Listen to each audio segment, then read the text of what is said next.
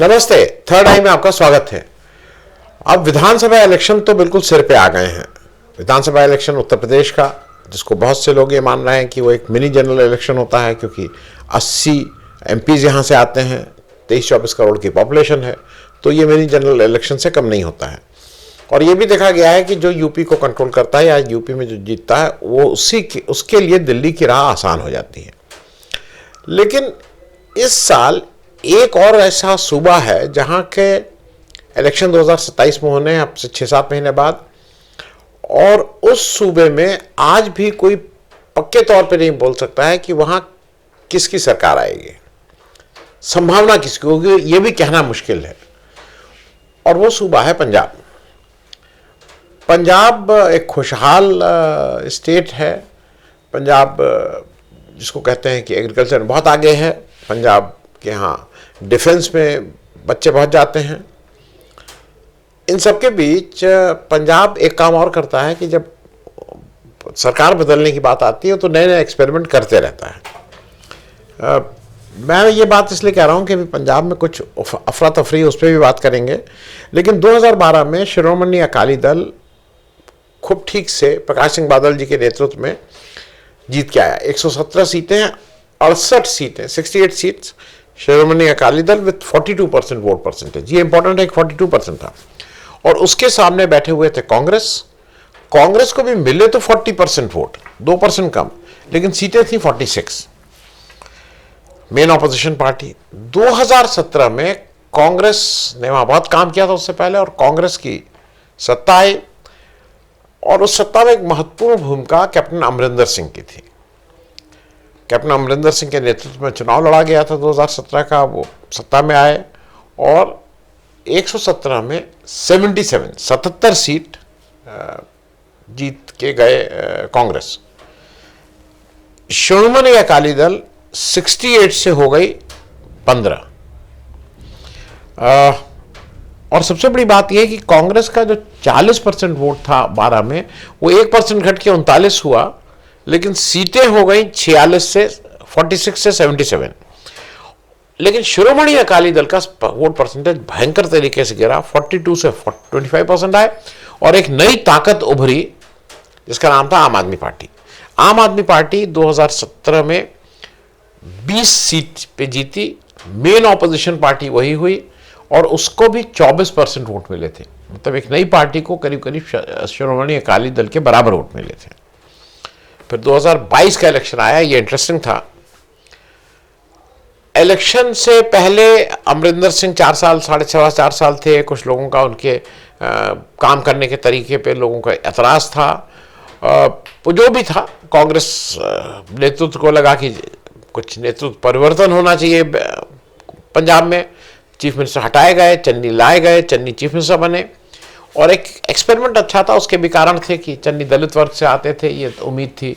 चन्नी पुराने वो थे, तेज तर्रार नेता थे, अच्छा नाम था। लेकिन वहाँ पे कांग्रेस की हालत काफ़ी बुरी रही 2022 इलेक्शन में। कारण था कि आम आदमी पार्टी जो मेन ऑपोजिशन पार्टी थी 2017 में, 22 में उसने छलांग लगाई। 24% वोट से वो पहुंची 42% तक। और एक अनप्रेसिडेंटेड उसके पास सीटें आई, 92 सीट्स। 117 में 92 सीट्स हाल फिलहाल नहीं आई थी किसी पार्टी की। और कांग्रेस जो थी वो 39% से गिर के आ गई 23% पे, 16% कम हुए, और सीटें हो गई 77-18। तो कांग्रेस का इस दृष्टि से अगर देखिए तो प्रदर्शन खराब। और 2022 में शिरोमणि अकाली दल 3 सीट जीती, 18% वोट, और बीजेपी का भी बता दूं 2 सीट जीती, 7% वोट। ये मैं सिर्फ इसलिए बता रहा हूं कि अभी तक बीजेपी वहां कोई बहुत फोर्स नहीं है विद 7% वोट। अब दिक्कत क्या हो रही है कि अब एक पार्टी है आम आदमी पार्टी। आम आदमी पार्टी में जो मुख्यमंत्री हैं वो भगवंत सिंह मान हैं। भगवंत सिंह मान सरकार तो चलाए, लेकिन अब उनके ऊपर आक्षेप है कि सरकार की गवर्नेंस बहुत खराब थी। उनके ऊपर आक्षेप है, उनके मुख्यमंत्रित्व काल में वो सीरियस नहीं थे, उनके ऊपर शराब पीने के आरोप लगते हैं, इस तरह के आरोप लगते रहे। लेकिन खैर इन सबके बीच में ये माना जा रहा है कि भगवंत मान और आम आदमी पार्टी की साख बहुत गिरी है। हाल के दिनों में उनके 10 में से 6 सांसद आम आदमी पार्टी छोड़ के, 6 में से 7 माफ़ कीजिएगा, 6 में से 7 सांसद आम आदमी छोड़ के बीजेपी में चले गए, राज्यसभा के सांसद। तो ये अजीब सी एक हंसने वाली बात है कि पंजाब में आम आदमी, माफ़ कीजिएगा, बीजेपी के 2 एमएलए हैं लेकिन राज्यसभा में 6 एमपी हैं। ये कुछ अजीब सा है। खैर, 6 मतलब ये जो 7 एमपी गए थे उसमें से 6 पंजाब से आते थे। तो यहाँ पे ऐसा माना गया था कि लोग गए हैं तो बहुत झटका लगेगा, लेकिन आम आदमी पार्टी ने अभी हाल के जो लोकल बॉडीज इलेक्शन होते हैं उसमें बहुत अच्छा किया है। दूसरा जो इम्पोर्टेंट चीज़ यहाँ पे समझने वाली है, जो मुझे लगता है कि आम आदमी पार्टी के बाद शिरोमणि अकाली दल अभी तक अपने को रीग्रुप नहीं कर पाया है, क्योंकि प्रकाश सिंह बादल के बाद सुखबीर सिंह बादल को जो नेतृत्व देना है वो शायद उस तरह का नेतृत्व नहीं दे पा रहे हैं। बीजेपी तो इम्पोर्टेड, कांग्रेस से इम्पोर्ट करती है लीडर, उसको कभी इसको बनाती है कभी उसको बनाती है। पहले हिंदुओं को बनाती थी, अब उसने पहली बार एक जट सिख को बना दिया है अध्यक्ष। तो बीजेपी अपनी शफलिंग कर रही है कि कैसे मौका निकालें, कैसे क्या करें। अब इन सबके बीच में एक चीज़ समझना और ज़रूरी है कि वहाँ का वोट परसेंटेज क्या है, क्यों चन्नी जी बनाए गए थे।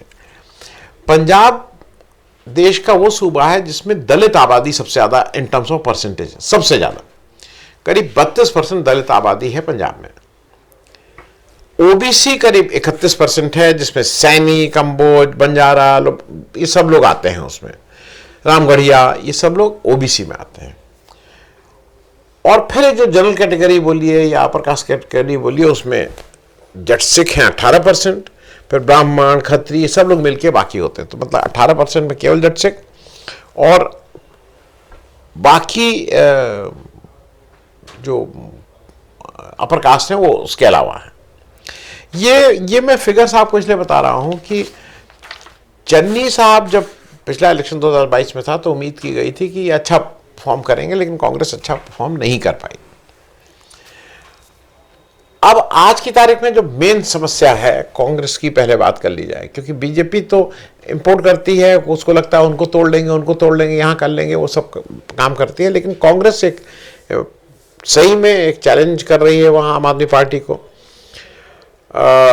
लोग नाराज हैं, लोगों का ये मानना है कि आम आदमी पार्टी से जैसी उम्मीद थी उस तरह का सरकार नहीं चलाई।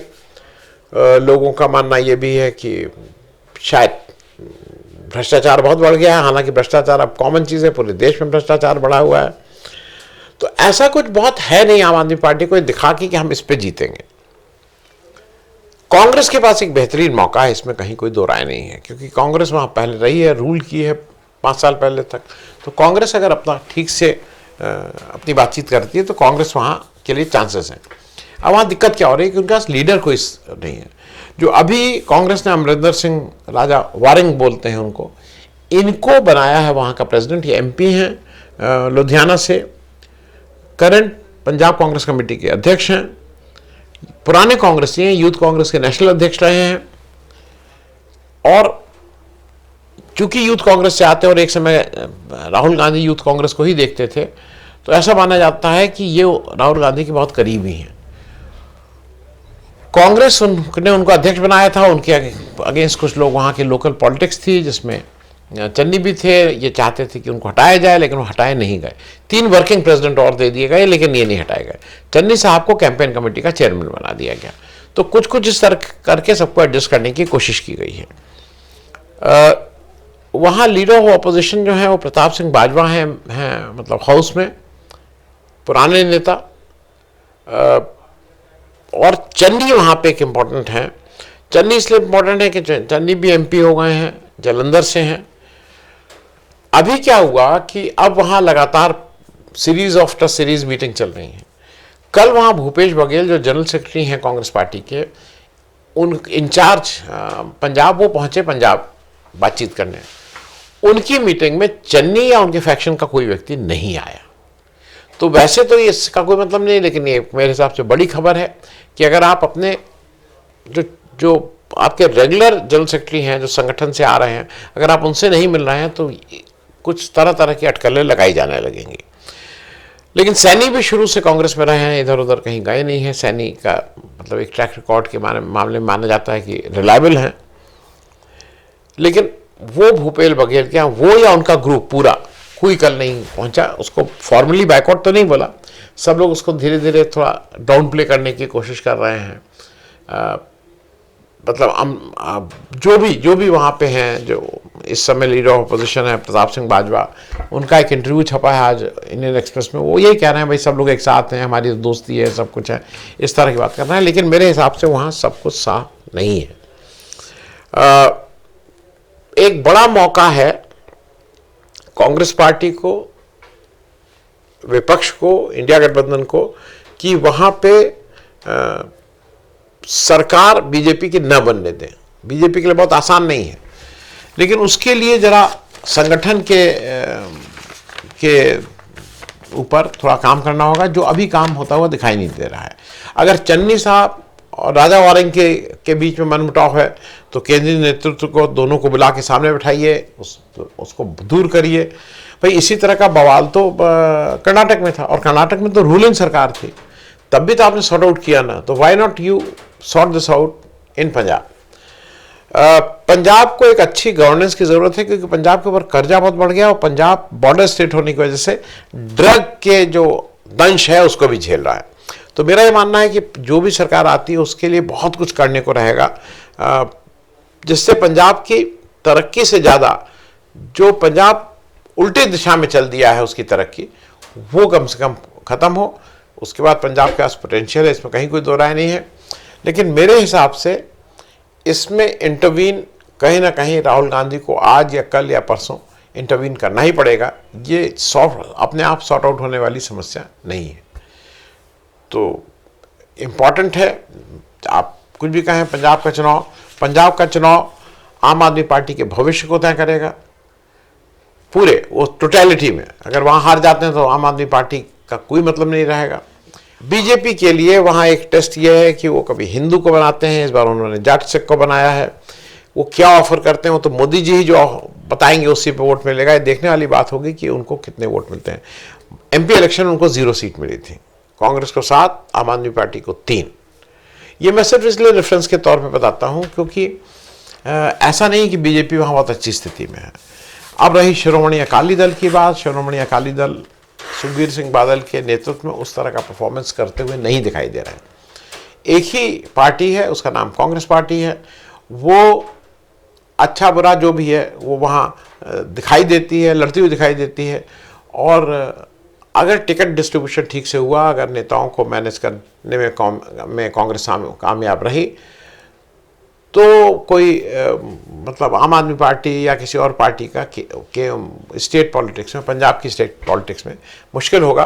कांग्रेस के लिए यहाँ का रास्ता आसान दिखता है, लेकिन दिखना और एक्चुअल करने में काफ़ी फर्क रहेगा। थैंक यू सो मच, धन्यवाद।